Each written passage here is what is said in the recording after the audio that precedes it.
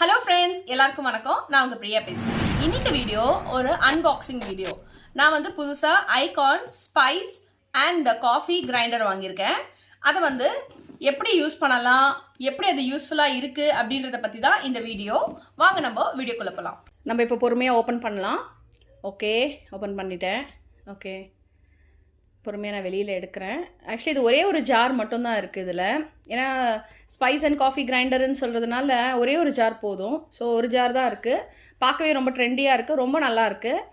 நான் யூஸ்வலி நிறைய ஸ்பைஸ் பவுடர்ஸ்லாம் வீட்லேயே தான் நான் பவுடர் பண்ணுவேன். ஸோ நம்ம மிக்ஸி யூஸ் பண்ணுற பதில் இது அதுக்குன்னு டெடிகேட் பண்ணிட்டோன்னா நம்மளுக்கு ரொம்ப ஈஸியாக இருக்கும்.